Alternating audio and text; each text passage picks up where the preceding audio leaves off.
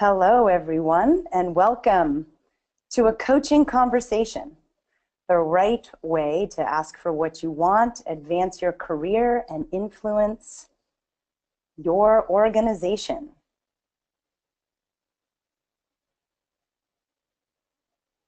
Sarah, you want to introduce yourself first? Hi, everyone. I'm Sarah Grosskreutz. I'm the Director of Human Resources at the University of Minnesota's College of Continuing and Professional Studies.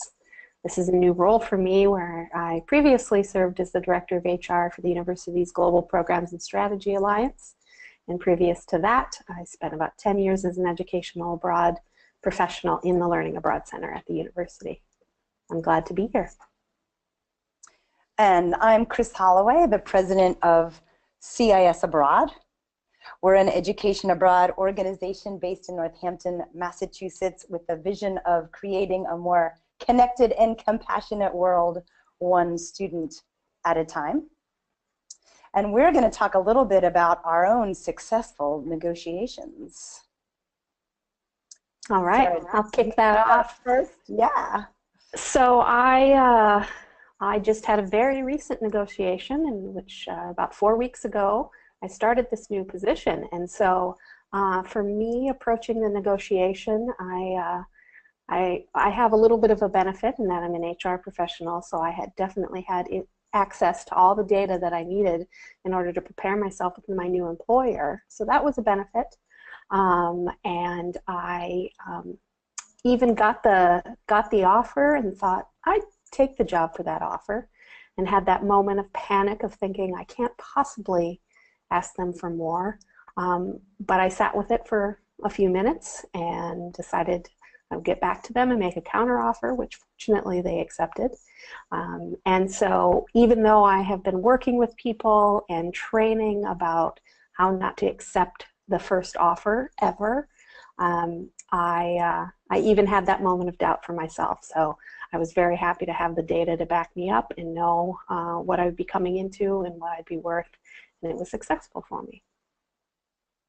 That's great. So I was trying to think of my last successful negotiation, but I am the president of the company now, so something was working in my favor. But this morning I thought was the best example. Our communications team sort of came to me wanting to take some money from an online directory and put it into staff salaries so that we could retain a really valuable member of our team.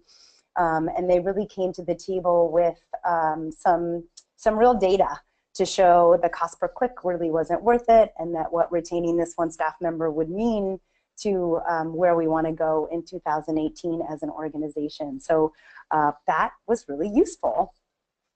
And so before we move on, we're going to try to turn off our videos. I know we wanted to show you our faces so that you could see us, except, however, I am not able to click on any of the controls mysteriously. So you may just have to see my face for the whole webinar, and, well, that is what it is, right? So next slide, I wanted to talk to you a little bit about the Global Leadership League. This is the first of 4 webinars that we're running in this academic year, and we're a relatively new group to the field of international education. I serve on the board, and everyone is welcome to join the league if you believe in this wonderful mission that we have. And we've got about, oh goodness, I'm not sure how many members. We have an email list though of over 1,000. So we're growing, we're learning, and we're really, really glad that you've joined us as members. So moving on, we have a theme for this year at the Global Leadership League, and that theme is influence. Influence, and you're probably hearing a lot about influencers in the field. If you're in that sort of marketing and communications world. And we're defining influence as the capacity to have an effect on someone, on something, on yourself. And so you as members of the league, you're going to hear this theme echoed throughout this academic year and in the programmatic offerings that we have. So in the league link events, at the conferences throughout the year, in our webinars, in our coaching hub, and the different advice columns and profiles that we have on our website and in our newsletter. So it feels like a really great and wonderful theme for this current year. Okay, so an overview of our presentation today. This is what you can expect. We're going to talk with you to identify what you want to negotiate for this academic year. And we sent out a survey to those of you who registered previously and asked you that very question. And so some of you have already thought about that a bit. We're going to talk about understanding the context in which you're negotiating, your organization's culture, values, and priorities, and the landscape of higher education in general. Talking about gaining the tools and skills to navigate each layer and demonstrate your value. And then we're going to turn it to those responses from the survey. And we're going to talk about 3 case studies of the top topics that came out of the survey. And then we'll have a little bit of time for Q&A. Great. So part of the survey that 22 of you answered, I think there's 60 or 65 signed up for the webinar. So thank you for your input. It really helped Sarah and I formulate what we're doing here today. So there were 10 themes in the survey that we saw really clearly, and Sarah, as the HR expert, could echo that, wow, these really are common themes in what women want to negotiate for. So what do you want? Number 1, symbolized by that dollar bill in the upper left-hand corner, salary, salary, salary, more money. Yep. Number 2, moving over to the right with the watch, more hours for a support person, so you have more time to focus on the things that are priority. Number 3, with the crown, a title change. Number 4, leadership opportunities, either on your campus or in your organization or in the field at large. And number 5, travel for site visits, so you get to visit the programs that you're advising students on or that are important to your work. Number 6, down in the bottom left, a promotion that involves title, involves salary, more responsibilities, etc. Number 7, an opportunity to lead and not just be the little robot helper that helps out everybody else. Number 8, conference attendance for you or your staff, so you come back energized, you come back with new ideas, and you can be your best selves. Number 9, remote work, working abroad for 1 to 3 months, so you're re-engaging with what for many of us is the reason why we do the work we do. And number 10, again, we can't say it enough, salary, salary, salary. So now it's your turn. We are going to take 30 seconds so that you're going to write down what you want this year. So it cannot be a really lovely vacation to a beautiful sunny spot. It cannot be a martini lunch. It cannot be a cruise. It has to be something related to your work this year. So please take 30 seconds and write it down. And we will wait.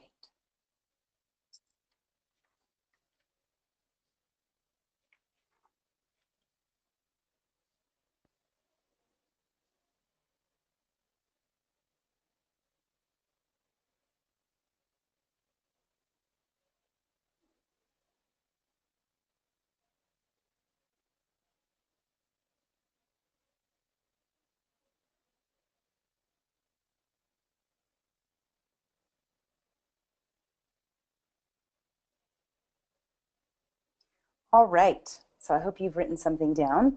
And Sarah, if you want to check the question box, so folks, if you're all muted at this moment, but if you do have questions, you can put questions in that question and answer box. And Sarah, I'm not able to click on that box, though I can see that there may be some questions. Hopefully it's not a I can't hear you kind of why are you moving your mouth and not speaking kind of question. But if you can check on that, that'd be great. So understanding the context. This was 2 other questions we had in the survey. So what are the external barriers and what are the internal barriers that are stopping you from being your best self in the work environment, stopping you from getting what you want?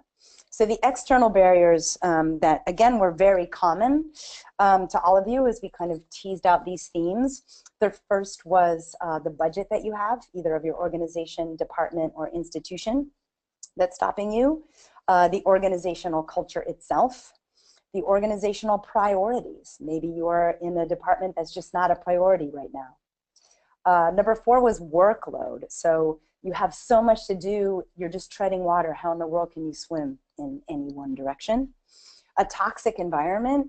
So there's very little trust. There's very little opportunity for transparency or open communication. Maybe there's a lot of politics where you are. Lack of support from your boss or your boss's boss so that you can't move ahead. A lack of opportunities. Maybe it's related to budget or related to priorities, but there just aren't other places to go to or things to ask for. And then last but not least, on the external barriers, in summary, is like a lack of data on the return on investment, a lack of information on comparable salaries, so you can have that information on comps to go into your negotiation. In terms of internal barriers, a lot of what we saw was fear, right? Just being afraid of having to ask for what you want, or that you might lose something you love if you do. Lack of skill in negotiating. You haven't practiced, right? Like anything, you've got to kind of learn on the tricycle or with training wheels before you get on the road with a road bike and you're all clipped in, right? You don't want to seem selfish. A lot of you talked about how the fact that you're friends with your boss or you have a lot of admiration for your boss, and that can feel uncomfortable to be selfish or self-promoting. Not wanting to anger your boss because you love your job and you don't want to lose it. The fear of having high emotion and anxiety, or literally having high emotion and anxiety so you can't think clearly, you don't feel grounded in these types of conversations, you don't feel like you're at your best. You're unsure of how to demonstrate your value. How can you be sure that you're aligning yourself to overcome these external barriers? How are you assured of your own value in your organization? And I've given up. It's been so hard. I've asked before, I've been turned down, or I've asked before and it was really bad because I couldn't keep my emotions in check, or I'd rather put my head in the sand because when I pick it up, I realize I need to be in a different organization. And that's hard. You may have reasons where you want to stay in your city or with a short commute or what have you. So those were the main external and internal barriers that we saw in the survey. So now getting into things a little bit about how to understand the context in which you're working. This is an organizational framework. If you take a look at the different layers, if you consider your organization, in this case I'm representing a university, from the University of Minnesota perspective, a state university. And so when you consider where you are at, there's the additional context of the department, your college, your university, state, and federal. And so each day, leaders have to make decisions based on pressures and opportunities from outside and within the organization. They must see a vision for the future and also set priorities for the daily work needed to reach that vision. They're dealing with numerous stakeholders to please and employees to keep engaged. So in order to be an influencer in your organization, it's crucial that you understand this framework and learn how to navigate the bureaucracy. So if you're considering maybe what is happening, and we think about higher education in general, we're going through a very difficult time and unsettling time on a federal level in terms of what's happening with the Department of Education, the changes that they are making. Many of us are dealing with state legislatures that maybe are not valuing what our particular universities bring to the state. And so we're battling for funding to continue at the continuing levels, in many cases not even being able to hope for increased funding. And then you think about what's happening within your university and the demands that are being made. I was talking with a colleague recently who said when they were speaking with someone who was fairly high ranking around student affairs, and they asked about some of the priorities, and the response was, at this point, we're hoping to keep our students healthy and safe and alive. So it just goes to show you that even though we get into our particular areas of expertise, at any given time there may be priorities that take precedent over the pieces that we're doing. During those times, how do we keep going? How do we keep changing direction and looking to fit into the priorities of our institutions? One of the most important things that I think to ask for, and Chris, I'll ask you to go to the next slide. You got it. In terms of being an influencer, is to ask the question, how can I help you meet your strategic goals? In my experience, this is one of the most important questions you should consider.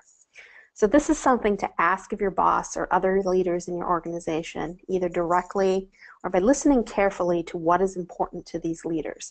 What are they talking about? What are they spending time on?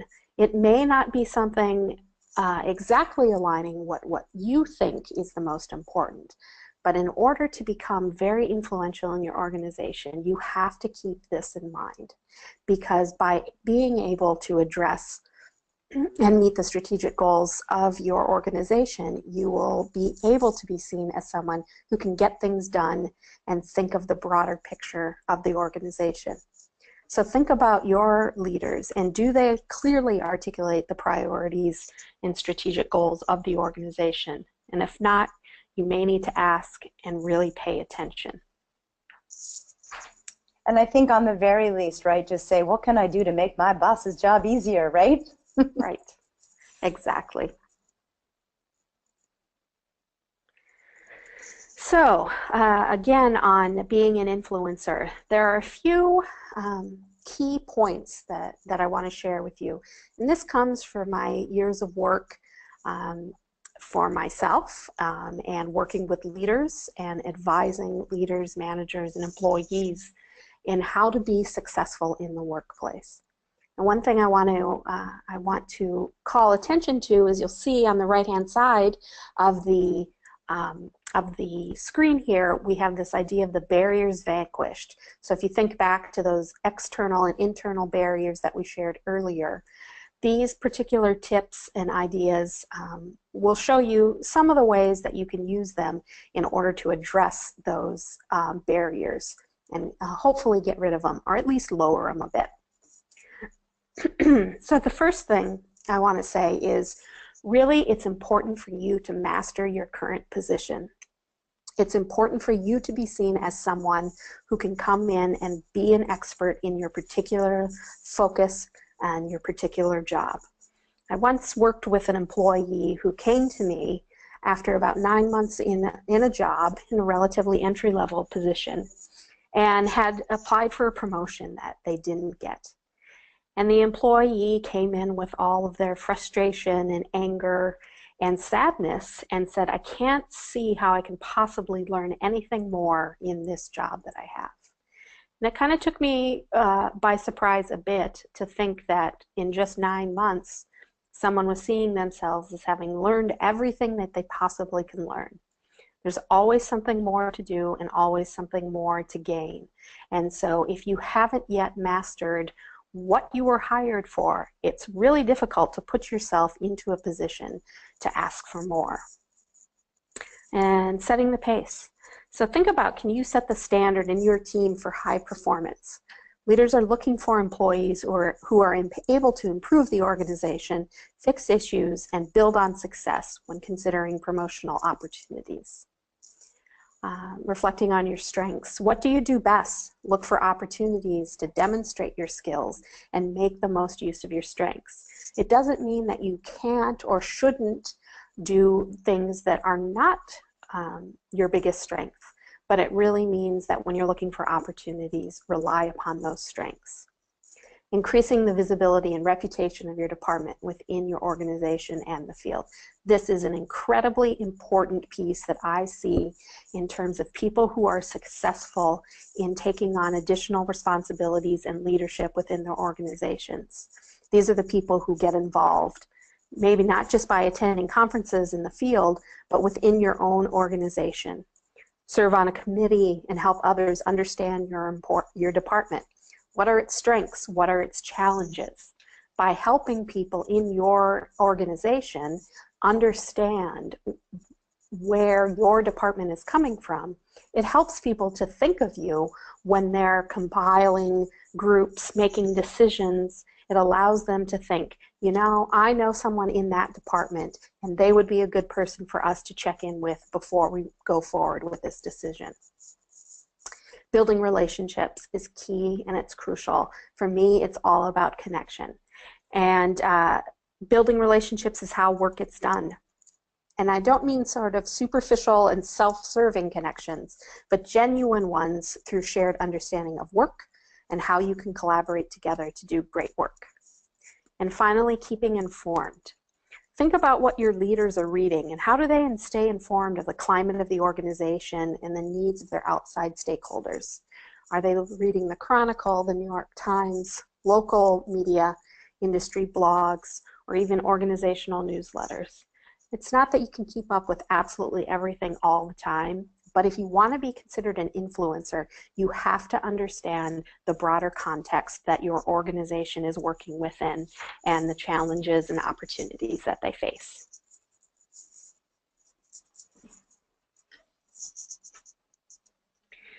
So when thinking about the decisions that you make and what motivates you, self-awareness really is a key in your career, and values are the bedrock of that understanding. So the values are the principles or standards of behavior. They're one's judgment of what is important in life. So when you think about that, basing what is important in life, that means values are pretty important. They're deep, they're foundational, and they're ingrained in all of us. So knowing your values helps you set goals, choose fulfilling work, and know what opportunities will be a good fit for you. So let's just take a moment to review this list, and I want you to choose 3 values that are most important to you. If you find something that's not on the list and want to write it down, go ahead and do so. So just let's take a few minutes to reflect on that.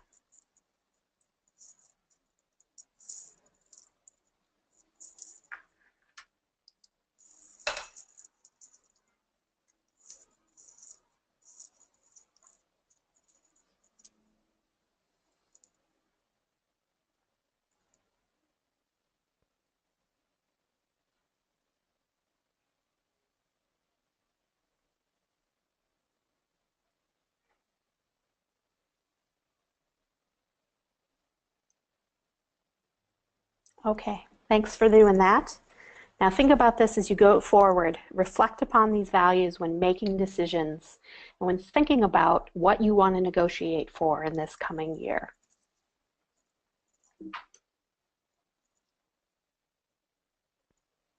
So next up in the gain the skills arena are the hard skills of negotiation. We did a webinar last January that went through the hard skills of negotiation. It is recorded and on the league website for members. It's called Getting a Good Deal, Negotiation Skills for Your International Office. And it basically uses a video of Dr. Margaret Neal from the Stanford Business School. We only have about a 6-minute clip. It's about a 16-minute video, and I encourage you to watch it. It's great. And it's on leanin.org. And she really walks through these 4 steps of negotiation, sort of assessing whether you should engage it. Do the benefits outweigh the costs? What are those? Preparing for it. So all of that research that you might need to do about the industry standards or within your organization, talking to people who might know your boss better than you do, etc. Asking, so actually practicing the ask. For those of you who come from a fundraising background, you might find asking for things easier than others do. So how do you share that unique information? How do you even go into the conversation and practicing? And then packaging the different issues together so they can be hard to untangle, right? You get something that you're looking for. And when Sarah and I were thinking about what barriers could be vanquished by practicing these hard skills, we thought about the fact that if you're really practicing and you're really preparing and assessing, you are much more likely to have your boss's support, because you're not just thinking about your own needs, but in the context of, how am I aligning myself with strategic priorities? How am I making my boss's job easier? You're also much more likely to be involved or aligned with your organization's priorities if you do this research and you prepare. And as you do it, you will be more sure of your value, because you're seeing yourself in the context of these sort of widening concentric circles, right? Not just this one member of a department, but part of a much greater whole. Again, with the skills, mentoring and coaching is absolutely critical for gaining the skills that you need to be successful. As a member of the League, you have an opportunity to access and join some of these wonderful resources. So we have mentor circles, which are an opportunity for sort of custom coaching. And instead of, one person is the expert coach and the other person is the learner, it's groups of 4, and you're really learning from each other in an established group of confidentiality and trust, and really helping each other with what you want. We all have so much expertise to share. And then the Coaching Hub is a place where you actually can get advice from experts. Whether you want someone to review your resume, you haven't done a resume in 15 years, let's say, or whatever, you've changed careers. How do you work on a conference proposal? Does your LinkedIn profile really speak to the type of work that you're looking for? And is it recording the value of the current work that you're doing? And you're going to go in for your first Skype interview. Do you look good on camera? Are you picking your nose? Are you like checking your makeup out in your little camera mirror at the same time you're being interviewed? What are all those ways that you can present appropriately? Even when you didn't think that your face would be on camera for the hour of the webinar. So those are all really important skills to be gained. And the barriers Sarah and I thought would be vanquished are a lack of skill. Why? Because you're going to be gaining skill as you practice. You also will see that it's not really just you. You're not alone in this. Everybody's wanting and needing to gain these skills. Nothing to be ashamed of. You will learn about other opportunities. Either you will create them or you will see them where you didn't see them before. And talking with other women in the field, you'll also see what else is out there. You'll network with people facing those same barriers as you are. And I think it will seem less selfish, because you'll realize that you deserve to ask for what you want. It's not going to ruin that friendship. It's not going to vanquish all your hopes, just the barriers.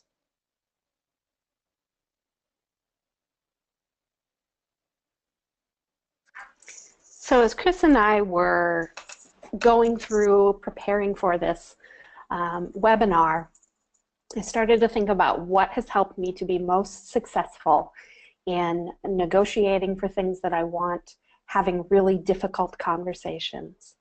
As an HR professional, one of the unfortunate things that falls onto my plate is sometimes dismissing employees. I sometimes have to do investigations, and those can be really difficult conversations to have. And keeping cool, keeping balanced is really important. So to me, I have found mindfulness is the single most important factor in overcoming fear, emotion, and a sense of overwhelm at work. I'm going to share a couple of easy techniques for you to use. So consider for a moment a situation at work that causes you anxiety. What do you feel? You may start to sweat, your heart races, your throat tightens, your mouth dries up, and your stomach rumbles.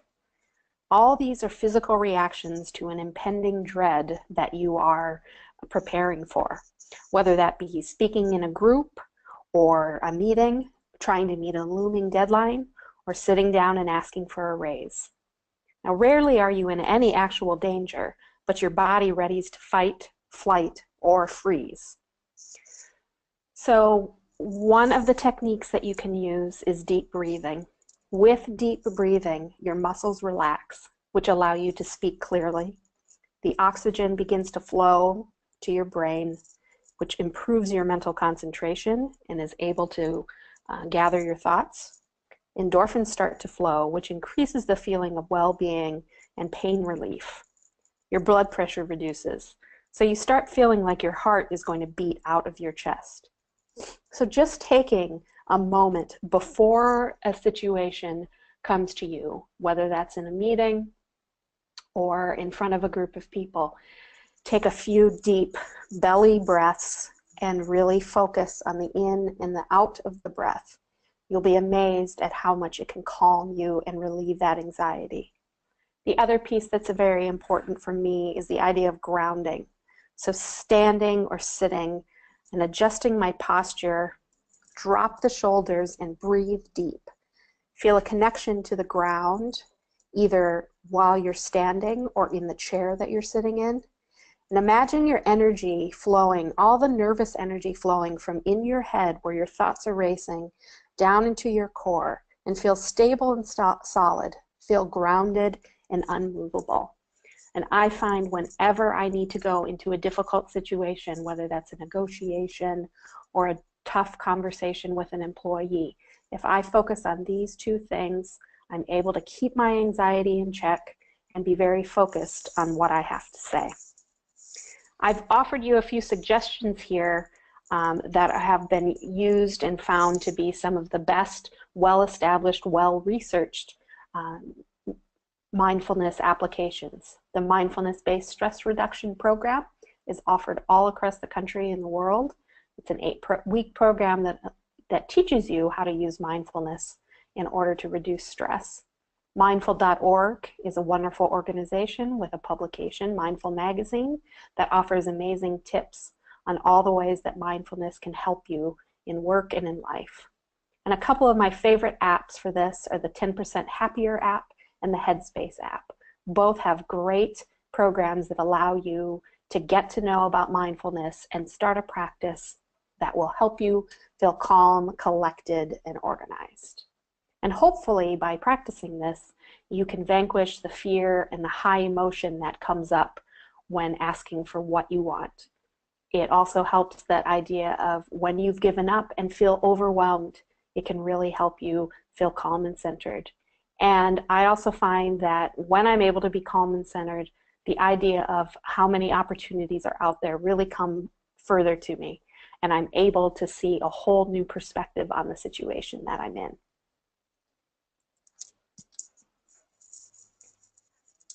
Okay, so now going back to what you've been asking for, what do you want to negotiate? So as we talked about earlier, we asked you to fill out a survey, and many of you did, and provide us information about what you want to negotiate for in the coming year. So next I'm going to walk you through through the top 3 items and share some tips for you to consider as you go into negotiation. So Sarah, I cannot give you the control. You will just have to take them. Okay. There we go. Okay. I don't know if I'll see if I can do it, and if not, I'll just give you a hit when you need to change it. So what are you negotiating for?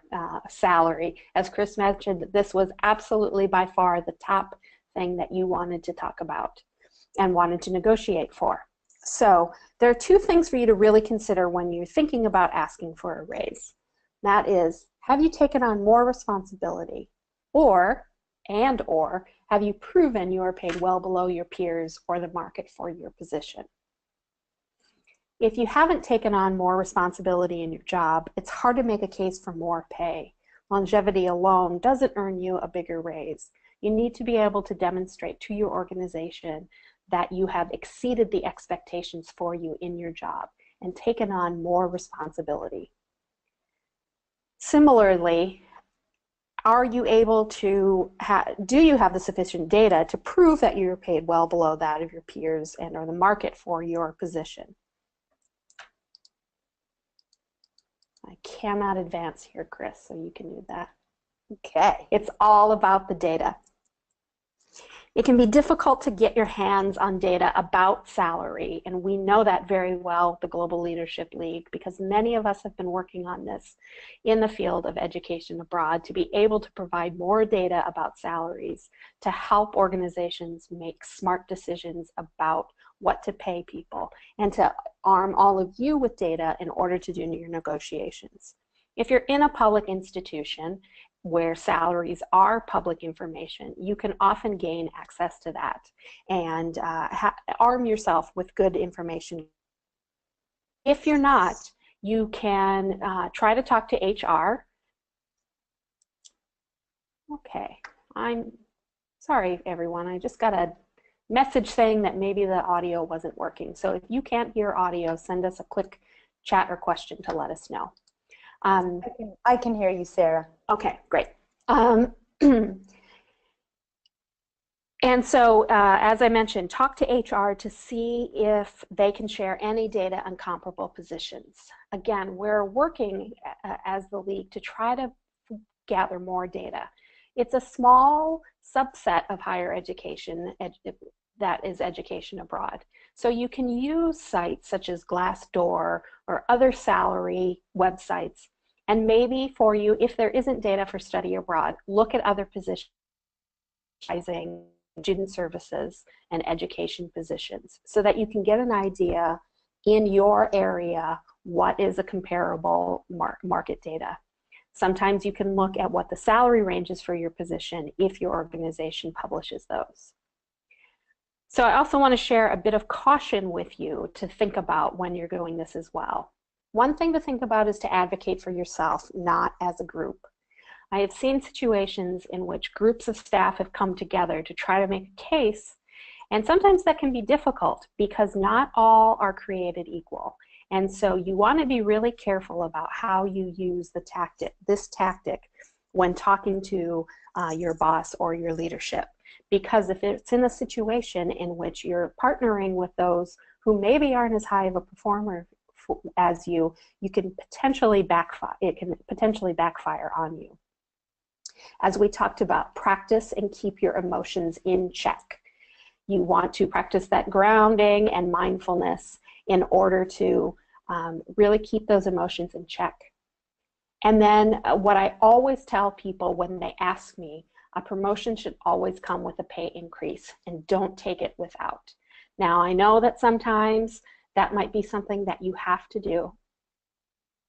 Chris, can you still hear me?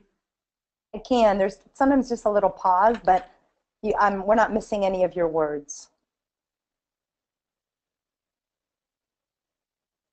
Chris, can you hear me now?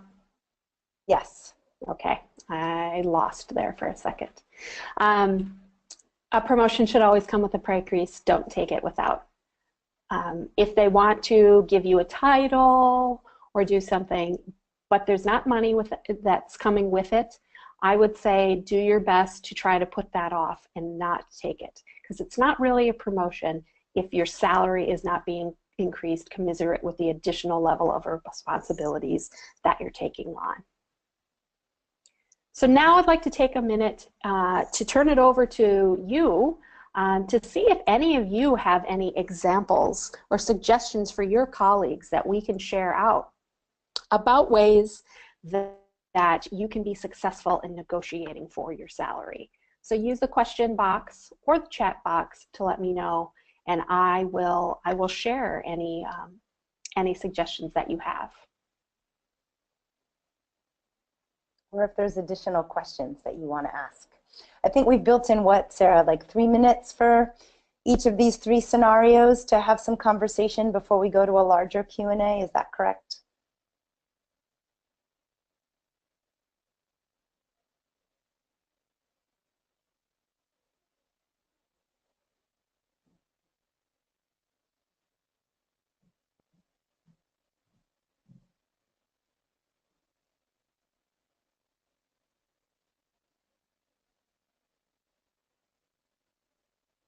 Well, now I can't hear Sarah.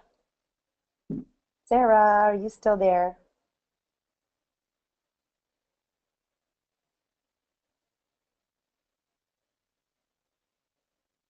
Well, I'm going to continue with these slides until Sarah can get back online. As you all know, there are risks to technology and connections between Massachusetts, Minnesota, and the rest of the world. So Sarah, when you can join us again, please do. So one point that we wanted to make here is you're never going to be in a better position to negotiate your salary than when you're offered a new job. So please make sure that if you are thinking of starting a new job or a new position, that is that entry point. And I think that goes back to taking promotions as well in terms of that pay increase and making sure that that's that opportunity to do it well. So that's critical. Think about that as you think about negotiation. The other piece of negotiation that we really heard in the survey is leadership opportunities. So how do you get more leadership opportunities so that you're not that helper, so that you get to go to conferences or take more on, or that you get that new title. So in order to be in the best position for that, you've got to be a high performer to begin with. If you're not, right, if you're not exceeding those duties in your work, then it's going to be very difficult for you to negotiate to do something even more. So make sure that you're already excelling at those job opportunities.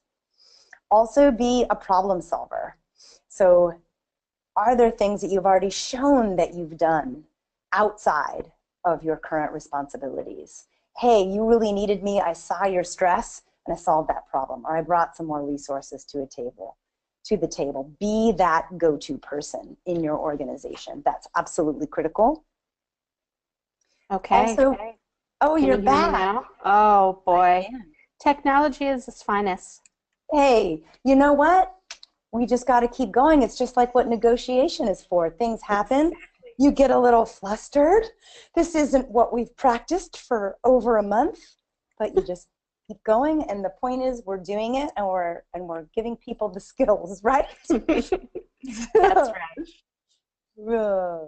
So we left off. I'm not sure how much you heard. I was sort of going through the. We sort of left the last slide, but perhaps we can take both questions from this slide. And I was on the bullet point of being positive and proactive. So maybe you can pick it up there, and if the connection holds out, we can kind of deal with some of the feedback for both the salary negotiation and the leadership opportunity points. Yes, absolutely. So being positive and proactive, I think, is really important, and it's something that I've had to practice because my skill in sort of analyzing situations, I can certainly see where there are pitfalls and where things may not be going well. And sometimes you really have to focus as a leader on how to stay positive and proactive.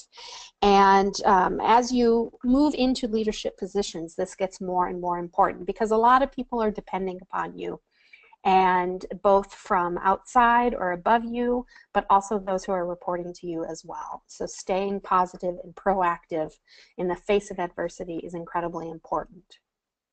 The other thing that I think is really important is knowing yourself, what motivates you and how do you respond under pressure. It's really important to understand how do you keep going when times are tough. Right now in higher education, we're seeing a lot of struggles and challenges, and so it's really difficult sometimes to keep going. But as a leader and an influencer, it's crucial that you be able to do that and support people in your organization when moving forward.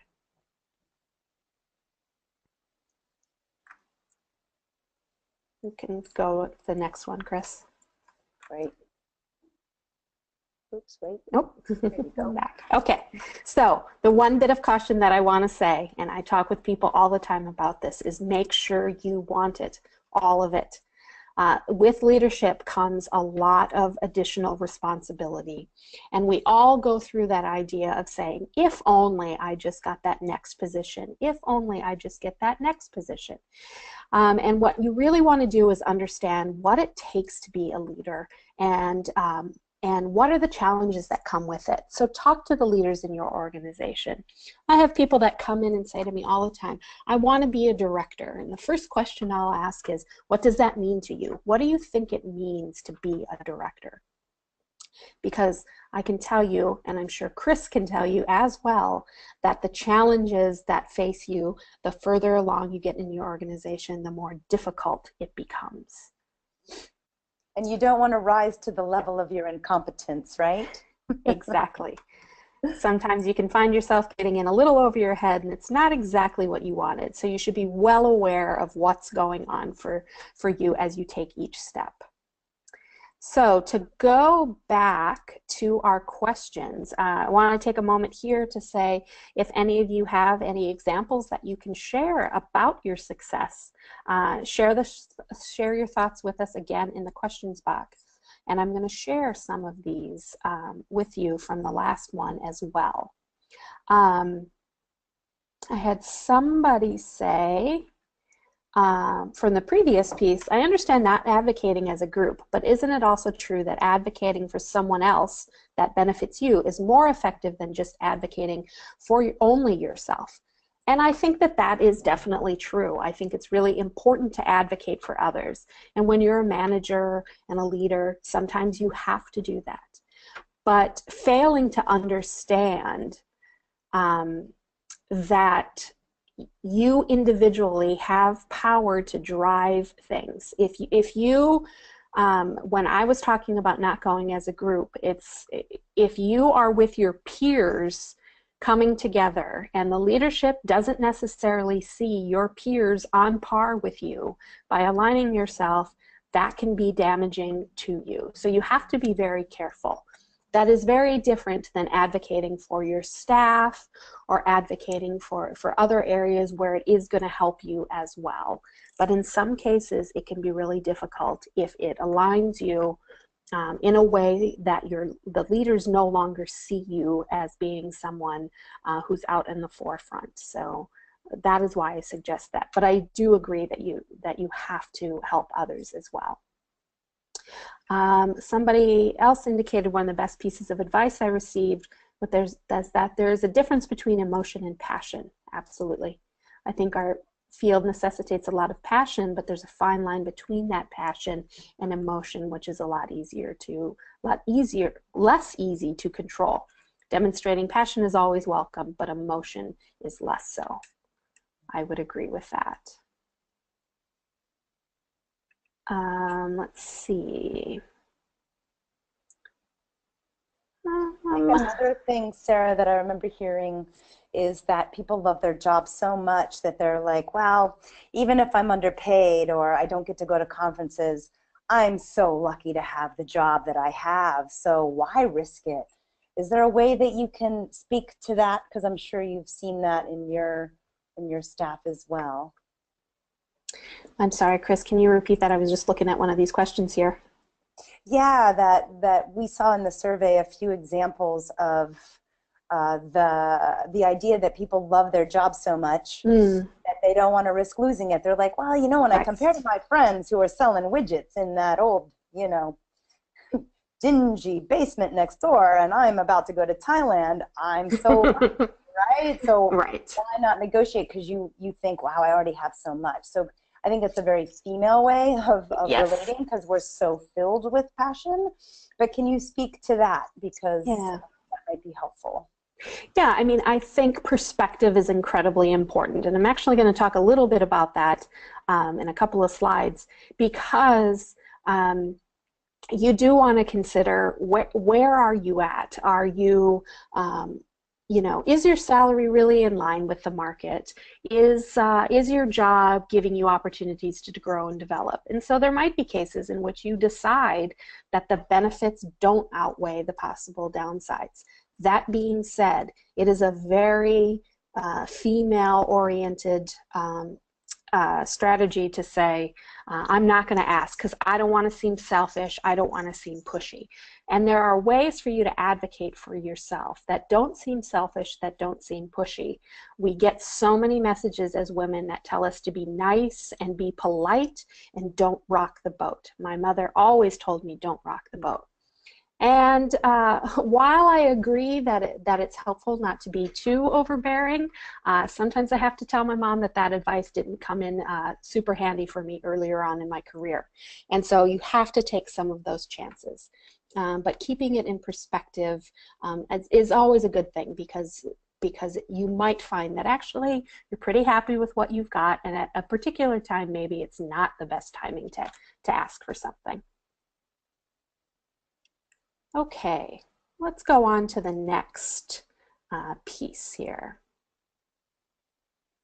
Okay, so another one that came up, and I hear this a lot from people, is around conference attendance.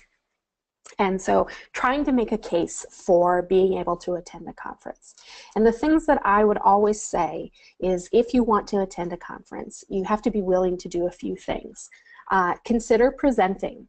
So if you have an opportunity, and one caveat here is don't put in a session proposal without talking to your boss first, because if it does get accepted and your boss doesn't have the money to send you, that can be a difficult piece. So very much be willing to present and put yourself out there on the stage, because it helps your organization be seen as a leader. Take meetings with partners while you're attending, and use it as an opportunity to network and make connections. Sometimes it's a good opportunity to volunteer with as the conference planning committee, or any other opportunities to do some volunteering, so therefore you might be able to reduce some of the costs. That is another piece to consider, is sharing the costs. So if you're in a situation where your employer cannot cover the full cost of the conference attendance, perhaps there is a way for you to propose sharing some of the costs, so that some of it has to come out of your pocket, but then your employer can pay for some of it as well. And always make sure to create a proposal with goals and then report back afterwards. Because Chris, if you want to advance there to the caution, one of the pieces is that mere attendance at a conference is not a good return on investment for an employer. Conferences are really expensive. They are often in areas that are fairly expensive, and so meals and hotels are pretty expensive as well. And so you really have to make it worth your employer's resources to go and attend, and make the most of it. It isn't a vacation. It's not to say that you can't have some fun and network and have a good time with your colleagues, but understand that this isn't an excuse for you to just be out of the office. You need to make most of the time that you're spending at those conferences. So Sarah, I'm aware that we have about 6 minutes left, so yes. Want to make sure we have enough time for the questions from our wonderful attendees. Yes, so the last piece, should I stay or should I go? Sometimes you need to walk away from a situation, and that's okay. With change comes opportunities. Understanding, again, your values and knowing when your work doesn't match them is a great way of you sort of checking how you're doing in your job and whether or not you need to change. But I will say is, if you're still learning, growing, and able to pay the bills in your job, make the best of it. Try to get what you can out of your situation as you plan for what your next steps are. And don't be afraid to take a lateral move. Some people will say, always be looking for what's that next step moving up. But sometimes if you are building your skill set and expanding on what you know, a lateral move is the best step that you can take. And the last bit that I will leave you here with, the great Wayne Gretzky, hockey player, says, you miss 100% of the shots that you don't take. So when you're afraid and you're scared and you think, I can't possibly ask for that, always remember that if you don't ask, you're not going to get anything. So pick and choose the times when it's best, and make sure that you advocate for yourself and negotiate to the best of your ability. Awesome. So questions, you have other questions in that lovely question box, Sarah? Nothing yet, but please do throw them in now if there's anything else that we can cover for you in these last couple of minutes.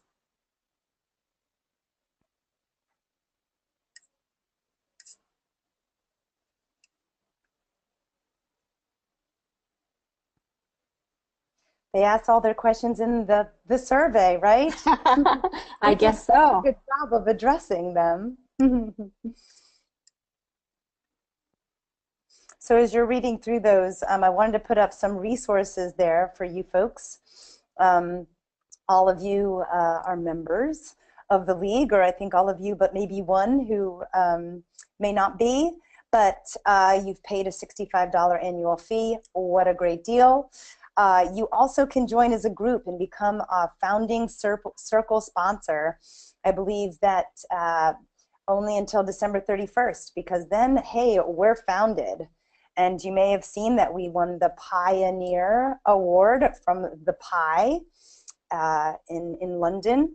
And so we know we're onto something great, and we know we're onto something big. And so this is your chance to get in and be a founder, which is going to say something, because who knows how many other people want to be a part of that. But we're going to close the founding circle. So if you want to be a part of it, please write us at info@globalleadershipleague.com, because we'd love to have you. And as we're growing our resources and trying to make sure that we really are changing the landscape of higher education for the better in terms of women and our power within the field. So okay. Couple questions have come up, so I want to try to get in a couple of these, and then we'll look for an opportunity to share on the League website answers to additional questions that we can't cover today. So one of them is, what advice do you give if you're negotiating for something new, a position that doesn't yet exist at your organization or institution? Perhaps you identified a need and have the skills needed to fill that need. The one thing that came to mind for me was the idea of something like that. Be prepared for a little bit longer of a haul. When you're talking about adding something new, a lot of times adding a new position is going to require some significant budgetary commitments, and so that's probably something that has to be considered during your organization's annual budget cycle. So if you have an idea, putting together a proposal, make sure you know well ahead of time when the budget is going to be considered, and make that proposal, because it's something that's going to have to be considered over time. Rarely is someone going to be able to go in and say, yes, immediately, that's a great idea, and let's do that. So I would say putting together a proposal that shows how a need would be met for the organization, and make sure to do it well ahead of time so that people have some time to think about it. Another question is, you mentioned this is one webinar in a series. What's the next topic? Chris, do you want to maybe speak to that? I think we're going to be interviewing some deans, so that you get more of an understanding of the context of higher education, kind of building on some of these external barriers so that you can navigate and negotiate within that sort of faculty context. So more on that as we know it. Get ready. Okay. One other question, what advice do you have for negotiating a flexible working arrangement? You know, I have to say that nowadays is probably one of the best times to be able to negotiate for a flexible working arrangement, because it's becoming more and more common. That being said, working in higher education, a lot of the people that are in leadership roles are still very tied to a very conservative perspective of needing to be in the office at certain times. So to me, what I would do when thinking about a flexible work arrangement is think about what are the sort of the core needs within your department, and think about asking if you can do a trial run of something, maybe for a couple of months. Don't look to expect a forever commitment on that, but maybe just posing it as a trial run and show how you will still be able to keep up with all your work and meet the demands while still having a flexible schedule. Awesome. And we are right at 2 p.m. EST.